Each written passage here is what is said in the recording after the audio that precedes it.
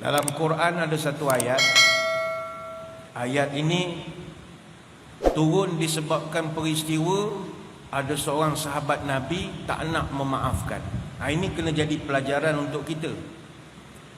Allah berfirman, "Wala ya'tali ulul fadli minkum was-sa'ati an yu'tu ulil qurba wal masakin wal muhajirin fi sabilillah."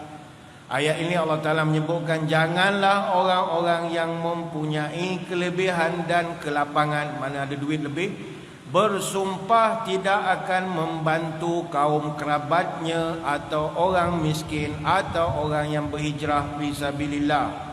Wal ya'fu wal yasfahu ala tuhibbuna an yaghfirallahu lakum wallahu ghafurur rahim. Hendaklah kamu memaafkan mereka dan berlapang dadalah dengan mereka.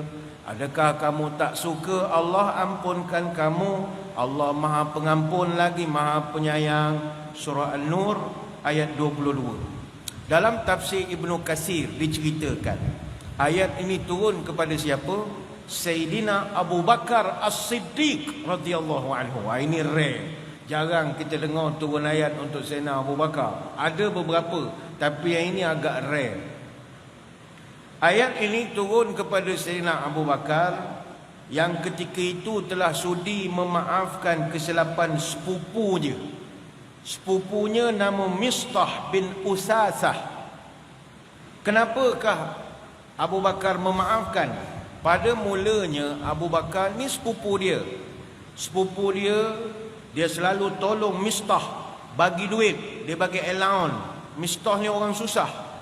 Mak dia pun Abu Bakar tolong. Tapi sayang, orang yang kita tolong ini dia gigit pula tangan kita. Apa yang berlaku? Mistah bin Usasah adalah antara orang yang merupakan dalang yang memviralkan cerita tentang Aisyah radhiyallahu anha.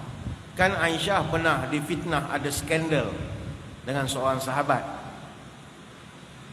Jadi antara admin WhatsApp group lah, kalau kita istilahkan sekarang, adalah Mistah bin Usasah. Sedangkan Aisyah ni anak Abu Bakar. Jadi sebagai seorang ayah, dia kecil hati. Kecil hati sebab kalau yang buat viral ni Abdullah bin Ubay, aku tak pelik. Dia musuh. Tapi engkau, wahai Mistah, aku bagi kau duit, aku bagi kau allowance bulanan, mak engkau aku tolong, family engkau aku tolong. Kenapa engkau pula jadi tukang forward pula viral ni, apa hal? Sehingga kata Abu Bakar As-Siddiq, "Wallahi la unfiqu ala Mistahin syai'an abadan ba'da alladhi qala li Aisyah." Demi Allah, aku takkan beri Mistah seposin belah 7 pun. Aku takkan bagi dah dia lepas pada ni, selepas apa yang dicakap tentang anak aku Aisyah. Kalau kita berada di kedudukan Abu Bakar, berhak tak kita marah? Berhak. Anak kita, orang buat fitnah, dan yang tukang buat fitnah pula sepupu kita. Makna ni anak saudara engkau. Kau tak fikir, ini kan saudara mara kita. Kalau ia pun benda tu berlaku, pun tak elok kita cerita. Ini pula benda ni tak berlaku. Jadi by right, Abu Bakar ada premis untuk marah kepada sepupunya itu. Dan dia kata, "Wallahi lah, aku lepas ni, aku seposen pun aku tak bagi duit pada dia." Dalam keadaan dia marah itu, turun firman Allah. Ayat surah An-Nur ayat 22 yang saya bacakan tadi. Allah Ta'ala tanya kepada Abu Bakar, "Ala tuhibbuna an yaghfirallahu lakum?" Wahai Abu Bakar, engkau tak suka kalau aku ampunkan kau? Bila Allah sendiri tanya kepada Sayyidina Abu Bakar habislah, kata, mestilah aku nak Allah ampunkan aku. Maka kata Abu Bakar, "Wallahu inni uhibbu an yaghfirallahu li." Wallahi aku nak sangat Allah ampunkan kesalahan aku. Faraja'a ila Mistah nafaqah allati kanat yunfiqu alaih. Akhirnya Abu Bakar insaf, dia kembali beri allowance kepada Mistah wa qala wallahi la anzi'uha minhu abadan. Aku akan terus bayar allowance pada engkau sampai bila-bila. Ini hadis riwayat Bukhari dan Muslim. Maka kalau insan sehebat Abu Bakar pun pernah tak boleh nak tahan marah kita, orang buat fitnah pada kita, tapi tetap dibentukkan akhlaknya oleh Allah supaya jadilah pemaaf. Ayolah tuan-tuan, kita hidup memaafkan. Tirulah peribadi manusia-manusia hebat yang pernah memaafkan orang yang buat kesilapan yang lebih besar daripada apa yang kita hadapi. Kita mungkin tak maafkan orang, mungkin orang tu tipu duit kita aja. Tipu duit kita, tapi kita okey lagi lah. Walaupun duit dah habis puluh ribu melabur, dia tipu kita, kita tak nak maafkan dia, tapi kita tak adalah susah. Ada orang lebih teruk kena daripada kita. Sebab itu dalam nak memaafkan, kita kena cari contoh terbaik. Anas bin Malik radhiyallahu anhu, dia cerita Nabi pernah tanya, ayajizu ahadukum ayyakuna ka abi damdam. Nabi tanya, kamu semua ni, Nabi tanya ke sahabat, kamu semua nak tak jadi seperti Abu Damdam? Sahabat tanya, siapa? Abu Damdam. Man Abu Damdam ya Rasulullah? Ya Rasul, Abu Damdam ni siapa ha? Kami tak kenal. Abu Damdam. Tuan-tuan kenal Abu Damdam? Tak pernah dengar. Kata Nabi, kana idza asbaha qal Allahumma inni qad wahabtu nafsi wa 'irdi laka fala yashtumu man syatamahu wa la yadhlimu man zalamahu wa la yadribu man darabahu. Kata Nabi, Abu Damdam ni orang lama kita tak sempat dengan dia. Dia ni setiap pagi dia keluar daripada rumah, dia akan berdoa, ya Allah, aku pertaruhkan diriku padamu ya Allah, dan aku letakkan marwah dan harga diriku ku gantungkan pada engkau ya Allah. Aku tak mencela orang yang mencela aku takkan zalim kepada orang yang menzalimi aku, dan aku takkan pukul orang yang memukul aku. Ini hadis riwayat Abu Daud. Maka kata Nabi, korang semua kena ikut perangai Abu Damdam ini. Tak pernah ada dendam dengan orang. Tuan-tuan sekalian, kalau kita nak bercerita tentang Maulidur Rasul sallallahu alaihi wasallam, contoh terbaik untuk kita nak tiru dalam soal memaafkan ini adalah Nabi sallallahu alaihi wasallam. Baginda Nabi ni tuan-tuan, dia boleh memaafkan kesalahan musuh-musuh dia. Dia boleh memaafkan kesalahan sahabat-sahabat dia. Ni kita tak lama lagi nak raya. Tak lama lagi nak raya. Sabtu depan nak tengok anak bulan. Lepas tu nak nyambut raya lagi. Jadi musim-musim nak beraya ni, WhatsApp kita, Facebook kita, banyaklah berita-berita lalu dekat wall macam-macam. Orang ni bergaduh dengan ni, orang ni bergaduh dengan ni, orang bergaduh ni. Susah kita nak bawakan satu budaya, jomlah maafkan. Let bygone be bygone. Orang tu pernah dia buat silap, dia pun dah insaf, bertobat, kita maafkanlah dia. Dalam kamus politik tak ada. Sekali kau buat salah, sampai kiamatlah kau masuk neraka. Tak ada. Maafkan, no. Maaf ni susah.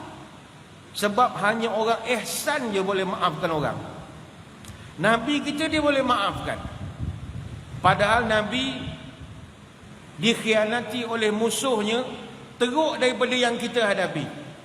Pertama kita tengok, bayangkanlah tuan-tuan, Nabi ni terpaksa meninggalkan kampung halaman dia. Tuan-tuan pun di sini bukan semua orang Selangor, bukan semua orang Sungai Buloh. Tapi tuan-tuan datang ke sini bukan kerana dihalau daripada Kota Baru, halau daripada Ipoh, tak ada. Tuan-tuan nak mencari kehidupan yang lebih baik lagi saja. Bukan dihalau. Nabi kita dihalau.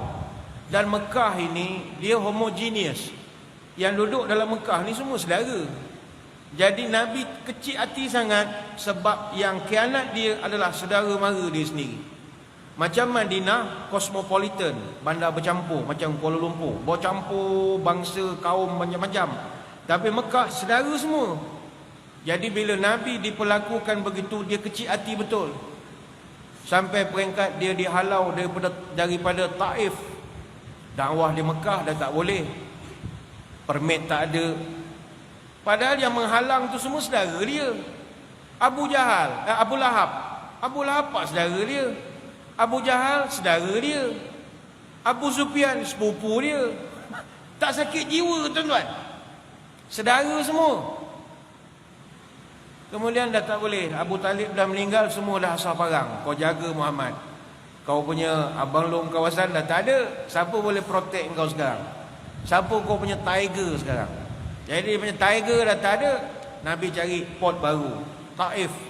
Taif ni sejam setengah lah daripada Mekah. Ini ramai yang pernah sampai ke Taif. Sekarang ni orang umrah dah banyak package pergi Taif. Baguslah pergi Taif. Tapi saya tanya, pergi Taif program apa? Tak ada apa ustaz, beli minyak wangi dengan naik roller coaster. La ilaha illallah. Kalau itu baik pergi Genting Islandnya. Dia sejuk. Taif ni sejuk. Taif ni dia kampung moyang Nabi.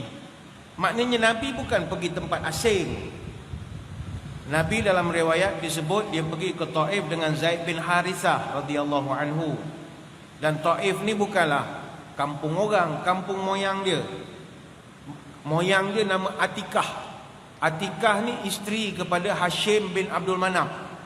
Nabi kan nama dia Muhammad bin Abdullah bin Abdul Muttalib bin Hashim bin Abdul Manaf. Jadi Hashim bin Abdul Manaf moyang Nabi, isterinya nama Atikah. Jadi Taif itu adalah kampung moyang dia. Macam kita lah, mungkin dah duduk Selangor, tapi moyang kita mungkin ada di Negeri Sembilan, ada di Pilah, ada di Seri Melanti. Kampung moyang kita. Kita pun balik lah, walaupun kita dah duduk Selangor lama, balik ke kampung moyang kita. Kita pun tahu kita asal daripada suku Tiga Batu, Lubuk Kepung. Sebutlah apa suku-suku yang kita ada. Tapi orang boleh bantai lagi kita balik. Kita akan sedih. Sedih dia lain lah. Sebab itu Aisyah radhiyallahu anha, dia pernah tanya kepada Nabi, hal ata alaika yaumun kana ashadda alaika min yaumi Uhudin. Ya Rasul, ada tak satu hari yang lebih berat engkau pernah hadapi kalau nak dibandingkan dengan perang Uhud? Tuan-tuan, perang Uhud ni dah teruk dah. Dalam banyak-banyak peperangan yang Nabi sertai, perang Uhud mencatatkan rekod yang tak menyeronokkan. Apa sebab? Uhud, dalam peperangan itu 70 orang sahabat Nabi terbunuh ataupun korban. Dan Nabi sendiri julung-julung kali cedera yang agak parah di dalam perang Uhud.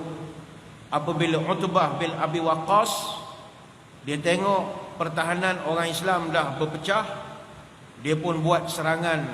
Dia langgar kawalan rapat, dia bawa seketul batu, dia baling batu macam batu bata tu agaknya, kena tepat dekat muka Nabi. Tapi itu jam orang pakai topi besi perang. Jadi bila batu tu kena pada muka Nabi, topi besi tu pecah, menyebabkan gigi Nabi tercabut. Kata sahabat, wa kusirat raba'iyatuhu yawma idzin wa juriha waj'ahu wa kusirat baydatu ala ra'sihi. Kata sahabat, pada waktu itu ketika dibaling dengan batu, besi itu pecah, ada serpih tertusuk ke dalam pipi, gigi kacip Nabi tercabut, mukanya terluka, topi besinya retak. Sahabat cerita, sehingga kan akhazat qit'atan min hasirin fa ahraqatha wal asqatha fastamsakat dam. Yang sempat berlari menolong Nabi anaknya Fatimah. Fatimah dia jaga hospital lah, hospital Medan. Bila dah berlaku cedera, Fatimah berlari, tengok ayahnya dah luka parah, dia ambil potongan tikar, dia bakar. Kemudian dia ambil yang cair itu, kemudian dia tampal pada luka Nabi untuk stop bleeding. Ini hadis riwayat Bukhari. Artinya agak teruk perang ketika itu. Jadi Aisyah ni dia ambil kesempatan tanya, ya Rasul, perang Uhud tu dah teruk dah. Ada tak lebih teruk daripada perang Uhud? Kata Nabi ada. Ada lagi. Itu kan lagi teruk. Kata Nabi, itu tak ada hal, sikit punya barang, tak ada masalah. Ada lagi teruk? Ada. Laqad laqitu min qaumiki ma laqitu wa kana ashaddu ma laqitu minhum yaumal aqabah. Kata Nabi, aku telah mengalami penderitaan yang lebih teruk yang pernah dilakukan oleh kaumku, iaitu ketika aku di Taif. Yang mana Nabi dihina, dicaci, dibaling sampai berdarah ketika di Taif. Aisyah pun pelik, Taif mana ada kematian? Mana ada kematian di Taif? Itu hanya luka-luka saja, apa masalahnya? Kata Nabi, aku ketika perang Uhud, lepas round pertama kita kalah, lepas tu kita kumpul balik kekuatan, second round kita menang. Walaupun kita ramai yang meninggal, tapi aku masih boleh kumpul sahabat, masih boleh buat mesyuarat lagi. Artinya negara Islam masih ada. Masih ada. Menteri-menterinya masih ada. Walaupun caretaker tak caretaker, tetap ada kerajaan. Tapi masa peristiwa Taif, kata dia, wa ana mahmumun ala wajhi. Aku begitu sedih memikirkan, kalau hari ini aku tak dapat dakwahkan orang Taif, aku tak tahu nak bawa Islam ni pergi mana lagi. Mana aku nak bawa Islam? Perang Uhud, walaupun kita mula kalah, lepas tu kita menang, tapi masih ada kerajaan. Masih boleh memerintah, boleh buat dasar, boleh keluar bajet, masih lagi boleh. Tapi masa Taif, aku tak tahu ke mana nak dibawa Islam ini. Sehingga kata Nabi, aku berjalan sambil berfikir dalam keadaan sakit. Dalam riwayat disebut, falam astafiq illa wa ana biqarni sa'alib. Aku berjalan ni dalam keadaan rusing sampai aku tak tahu aku kat mana. Sedar-sedar dah ada di Qarnus Sa'alib. Sekarang ni kita panggil Qarnul Manazil. Semasa di situ telah berlaku satu peristiwa. Apakah peristiwa yang berlaku di Qarnul Manazil? Yang ini saya akan terangkan kemudian, kerana kita nak memberi laluan dulu kepada azan isyak yang akan berkumandang selepas ini. Sempatlah Bilal buat persiapan. Jadi tuan-tuan semua jangan ke mana-mana, kita akan kembali selepas ini.